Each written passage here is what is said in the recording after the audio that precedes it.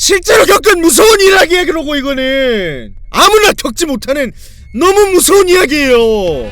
알겠어요? 겜노르TV. 자, 이제 한번 읽어볼게요. 이건 제가 초등학교 3, 4학년 때 이야기인데 이때 저에게는 너무 무서워서 아직도 기억이 난대요. 안 무서울 수도 있지만 제가 사실 인형을 엄청 좋아해서 아직도 집에 인형이 엄청 많습니다. 눈물을 머금고 버린 것도 조금 있지만 자기가 무슨 공주님인 줄 아나봐. 저는 이때까지만 해도 인형은 영혼이 있다고 믿었고 잘 대해주면 인형이 보답한다는 그런 믿음을 가지고 있었을 때입니다. 저희 엄마께서는 제가 인형을 너무나 사랑한다는 것을 알았고 4학년 때 6만원이 나는 큰 곰인형을 사주셨어요. 일자로 세우면 초등학교 4학년 때 키와 비슷해지고 진짜 큰 인형이었거든요. 저는 그때 침대가 어린아이들이 자기 편한 싱글 침대였는데 인형이랑 같이 자기에도 복장 크기였지만 그래도 꼭 같이 안고 잤습니다. 기쁠 때도 안고 있었고 슬플 때나 안고 울고 화낼 때도 안고 그냥 결혼을 하지 그랬어요. 네, 정말 거의 친구처럼 같이 지냈는데 사건은 그 후 한 달 정도 지났을 때였어요. 제가 밤 11시쯤 늦게까지 컴퓨터 게임을 하고 있었거든요. 키 안 커 임마! 오케이. 그때 집에 아무도 없었습니다.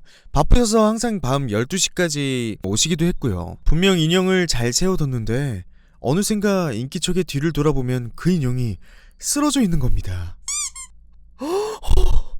마이 갓. 물론 제 쪽을 보고서요. 저는 대수롭지 않게 다시 잘 세워서 벽에 기대해 놓았습니다. 그런데 2분도 안 돼서 다시 넘어지더라고요. 똑같이 제 쪽을 보고요. 왜 자꾸 넘어지지? 이런 생각을 하면서 잘 세워뒀습니다. 이번엔 넘어지지 않게 벽과 딱 붙지 않고 적당히 좀 틈을 놓고 사람이 베개를 등에 기대는 것처럼 살짝 눕혀놓은 느낌으로 세워두었습니다. 어머 세상에. 그리고 나서 3분 정도 지나도 안 넘어지길래 아 이젠 안 넘어지겠구나 하고 있는데 갑자기 소리가 나더니 옆을 봤더니 또 제 쪽을 보고 쓰러져 있는 겁니다. 그래서 가까이 다가가서 침대 위에 올라와서 다시 잘 세워두고 우연히 곰인형 눈을 봤는데 왜 그런 느낌 있잖아요. 뭔가 사람의 눈을 뚫어지게 보는 느낌? 인형의 눈이 아닌 것만 같고 그런 느낌이 들었어요. 그때 약간 좀 오싹했습니다. 등 뒤에 다른 인기척이 있는 것만 같은 느낌도 들었고요. 그 일이 있고 5일이 지나지 않아서 갑자기 건들지도 않은 인형의 팔 부분이 터지고 솜이 많이 빠져있고 그러더라고요. 저는 절대로 인형을 갈라서 솜을 빼지도 않았고 세탁도 돌리지 않았습니다. 물 묻은 수건으로 닦아준 것 뿐이었죠. 오 마이 갓. 그렇게 인형이 망가져가니 어쩔 수 없이 버려야겠다고 엄마는 말씀하셨고 저는 애착하던 인형이 싫었기에 싫다고 울면서 난리를 쳤었죠. 그러다가 제가 학교에 갔을 때 몰래 버렸나봐요. 제가 그걸 집에 오다가 발견해서 들고 왔었고 엄마한테 화를 냈었죠. 왜 이걸 버려? 내가 안 버린다고 했잖아. 이랬더니 엄마는 의아해하며 말씀하시더라고요. 집으로 들어오는 계단 쪽에 있는 바구니에 버린 게 아닌데 혹시나 네가 보고 치워올까봐 일부러 멀리 있는 곳에 가져다 버렸는데 이러는 겁니다. 그때도 놀라서 다 더러워진 인형을 바라봤는데 또 그때처럼 나를 바라보고만 있는 것 같은 느낌이 들었어요. 마치 사람의 눈을 계속 바라보는 것 같아서 저도 모르게 눈을 피했고 팔이 심하게 터져버렸기에 어쩔 수 없이 정말 눈물을 흘리면서 버렸습니다.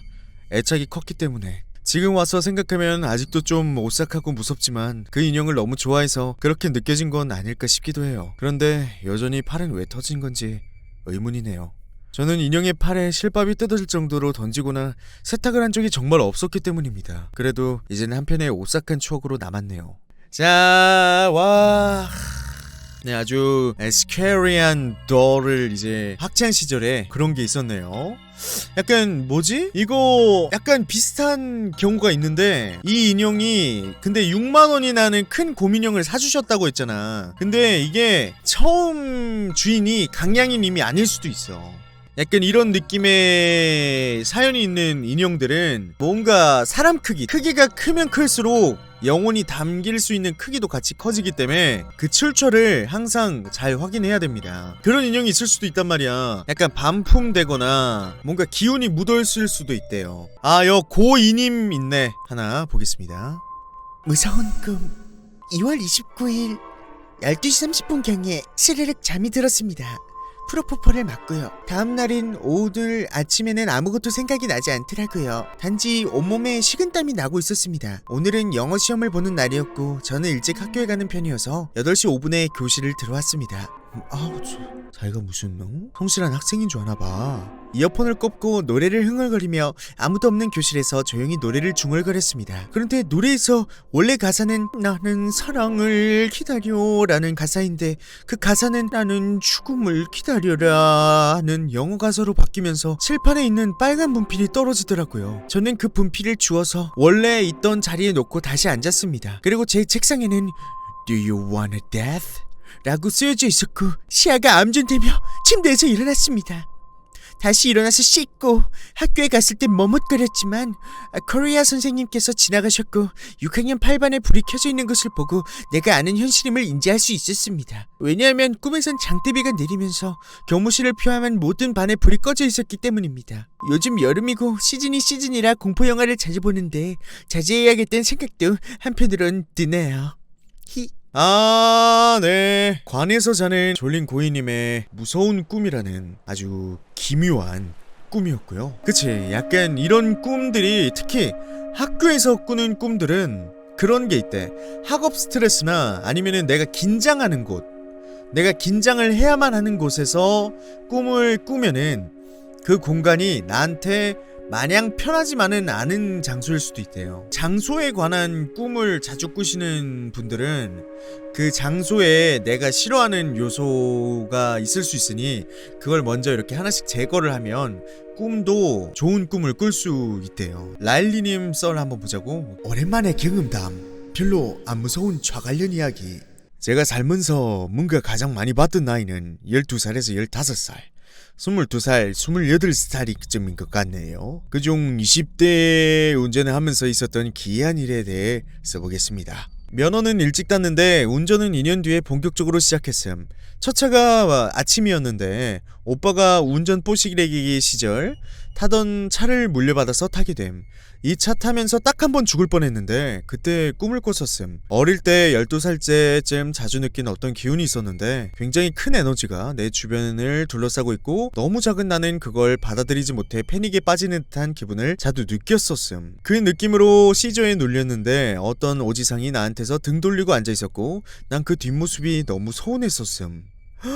등을 돌리고 앉아있었는데 그게 안심이 된 게 아니라 서운했었다고. 왜 모르는 어떤 아저씨면 모르는 아저씨일 거 아니야. 모르는 사람이 나한테 등을 돌리고 있으면 뭔가 좀 불안하거나 그런 기운을 느끼기 마련인데 서운했대요. 아는 사람인지는 기억이 잘 안 나지만 서운한 건 확실. 여튼 그러고 나서 바로 다음날인지 다다음날인지쯤에 회사 퇴근 후 내 차에 친한 언니 2명 싣고 옆 동네 아울렛에 원정을 갔는데 네이버에서 오른쪽 길로 빠지라길래 오키오키 외치며 빠졌는데 이상하게 그 길이 아닌 거임.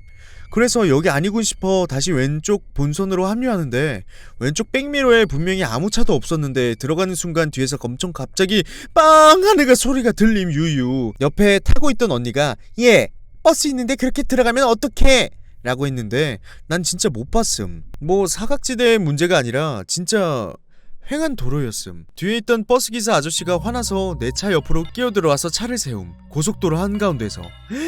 나도 일단 놀래서 창문 열고 죄송하다고 연신 사과했는데 차 슝슝 지나가고 레알 무서웠음. 어쨌든 살긴 했지만 아 죽을 수도 있겠구나 싶었던 순간. 근데 그때 등 돌리고 앉아있던 아저씨가 아직도 생각남. 누군지 궁금하면서도 알 것 같기도 하지만 확신은 안 드는.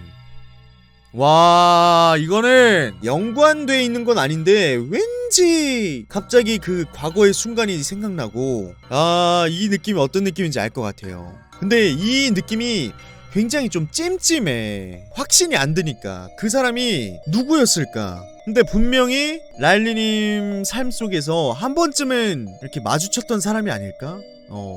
좋습니다. 그리고 그 차를 몇 년 더 탔는데 몇 년 뒤 이야기임. 일하던 곳은 경기도고 집은 전라도였는데 엄마한테 아들을 맡겨 기르고 있던 터라 쉬는 날이면 무조건 집에 내려갔음. 교대 근무이다 보니 밤에 끝나고 내려갈 때도 있음. 11시쯤 출발하면 집에 새벽 2시나 3시에 도착. 아 힘드셨겠다. 그 새벽 시간에 산 있는 도로가는 때로 우글거림. 여느 날처럼 노래 크고 틀고 집 가는데 아니다 올라가는 길이었음. 여튼 올라가 오는 길 역시 밤이었는데 12시에서 1시 사이였음. 평소처럼 열심히 울면서 운전하고 있는데 애기랑 떨어지는 게 힘들어서 맨날 올라오는 길에 혼자 울면서 운전하셨대. 그쪽에 짧은 터널이 있는 길이었음. 터널이 진짜 짧아서 입구랑 출구 동시에 보이는 그런 터널이었는데 시골길이라 가로등이 거의 없었는데 그 터널 쪽만 항상 허남. 자주 지나던 길인데 그날따라 뭔가 이상했음. 눈물을 막 닦고 안경을 쓰고 봤는데 출구 쪽에 뭔 허수아비 같은 게 있었음. 야밤에 운전해보신 분들은 알겠지만 가시거리가 굉장히 짧아서 멀리 뭐가 보여도 가까이선 제대로 보기 어렵고 차 지나가는 시간도 순식간이라 뭔지 모름. 근데 역시 사람은 아닌 걸 본인은 알고 있어서 최대한 의식하지 않고 그냥 지나감. 그리고 지나가는 순간 오른쪽 백미러로 확인했는데 아무것도 없었음. 다시 앞을 보고 운전하다가 순간 등골이 서늘함. 룸미러로 보니 뒷좌석에 그것이 저 있었대 어떡해! 어? 진짜 태어나서 제일 놀람. 브레이크 밟음. 근데 워낙 빨리 달리고 있어서 차가 바로 서지 않음. 브레이크 밟는 그 짧은 찰나에 내비에 시선이 갔는데 무슨 저수지가 바로 앞에 있었음. 와... 그 저수지 이름 아직도 생각이 안 남. 그 저수지 보며 든 생각이 나 여기서 세우면 무조건 죽는다였음. 그러니까 차를 멈추면 무조건 죽는다 이런 기분을 드셨대. 그래서 브레이크에서 발 떼고 악셀에다 부항 밟으면서 앞만 보고 손 덜덜 떨면서 운전함.